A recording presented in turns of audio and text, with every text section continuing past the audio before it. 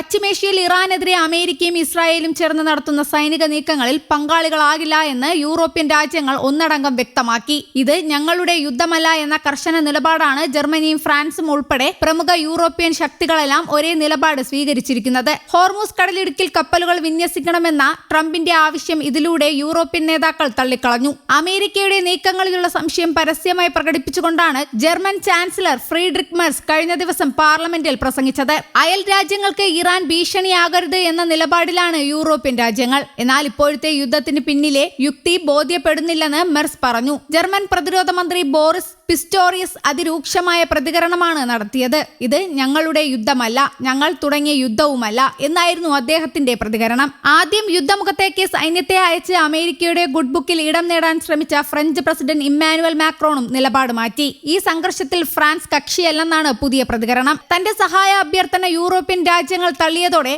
Trump രൂക്ഷമായാണ് പ്രതികരിച്ചത്. തങ്ങൾക്ക് NATO രാജ്യങ്ങളുടെയോ Japan, ദക്ഷിണ കൊറിയ പോലുള്ള രാജ്യങ്ങളുടെയോ സഹായം ആവശ്യമില്ലെന്നും ഒറ്റയ്ക്ക് മുന്നോട്ട് പോകുമെന്നും ട്രൂത്ത് സോഷ്യലിൽ അദ്ദേഹം കുറിച്ചു. യുദ്ധത്തിന്റെ ലക്ഷ്യങ്ങളെക്കുറിച്ച് വ്യക്തതയില്ലെന്നതാണ് യൂറോപ്പിന്റെ പ്രധാന പരാതി. അമേരിക്കയുടെ ലക്ഷ്യം പ്രതിരോധമാണോ അതോ ഇറാനിലെ ഭരണമാറ്റമാണോ എന്ന കാര്യത്തിൽ വ്യക്തതയില്ലെന്ന് യൂറോപ്യൻ നേതാക്കൾ സംശയിക്കുന്നു. ഇന്ധനവില വർധനവും അഭയാർത്ഥി പ്രവാഹവും സമ്പദ് വ്യവസ്ഥയെ ബാധിക്കുമെന്നും യൂറോപ്യൻ രാജ്യങ്ങളിലെ ഭരണകർത്താക്കൾ കരുതുന്നു. യുദ്ധത്തെ തുടർന്ന് ഹോർമൂസ് കടലിടുക്ക് ഭാഗികമായി അടഞ്ഞത് ആഗോള സമ്പദ് വ്യവസ്ഥയെ പ്രതിസന്ധിയിലാക്കി. ക്രൂഡ് ഓയിൽ വില ബാരലിന് $115 ഉയർന്നത് യൂറോപ്പിൽ കടുത്ത വിലക്കയറ്റത്തിന് കാരണമായിട്ടുണ്ട്.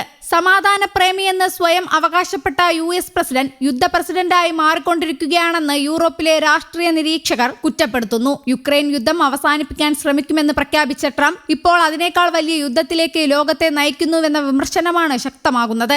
അതേസമയം ഹോർമൂസ് കടലിടുക്കിലൂടെ സുരക്ഷ ഉറപ്പാക്കാൻ സഖ്യകക്ഷികളുടെ സഹായം തേടിയ ഡൊണാൾഡ് ട്രംപിന്റെ അഭ്യർത്ഥന പോളണ്ടും തള്ളിയിരുന്നു. ഇറാനുമായുള്ള യുദ്ധത്തിൽ പങ്കെടുക്കാൻ തങ്ങളുടെ സൈന്യത്തെ അയക്കില്ലെന്ന് പോളണ്ട് പ്രധാനമന്ത്രി ഡൊണാൾഡ് ടസ്ക് വ്യക്തമാക്കിയത്. ഇറാനിലേക്ക് ഒരു സൈനിക നീക്കത്തിന് പോളണ്ട് പദ്ധതിയിടുന്നില്ലെന്നും ഇക്കാര്യത്തിൽ സഖ്യകക്ഷികൾക്ക് യാതൊരു സംശയവുമില്ലെന്നും ടസ്ക് പറഞ്ഞു. പോളണ്ടിന്റെ കര, വ്യോമ, നാവികസേനകൾ ഇറാനെതിരായ യുദ്ധത്തിന്റെ ഭാഗമാകില്ലെന്ന് അദ്ദേഹം ആവർത്തിച്ചു. അയൽ രാജ്യമായ യുക്രൈനിലെ യുദ്ധ സാഹചര്യങ്ങൾ കണക്കിലെടുത്ത് സ്വന്തം സൈനിക ശേഷി വർദ്ധിപ്പിക്കുന്നതിലാണ് പോളണ്ട് ഇപ്പോൾ പ്രധാനമായും ശ്രദ്ധ കേന്ദ്രീകരിക്കുന്നത്. നേരത്തെ ജർമ്മനി, സ്പെയിൻ, ഇറ്റലി തുടങ്ങിയ രാജ്യങ്ങളും ട്രംപിന്റെ ആവശ്യം നിഷേധിച്ചിരുന്നു. ഫ്രാൻസ്, ജർമ്മനി, ജപ്പാൻ, ഓസ്ട്രേലിയ തുടങ്ങിയ രാജ്യങ്ങൾ യുദ്ധക്കപ്പലുകൾ അയക്കാതിരിക്കാൻ പ്രധാനമായും ചൂണ്ടിക്കാണിച്ചത് സംഘർഷം വർദ്ധിക്കാനുള്ള സാധ്യതയാണ്.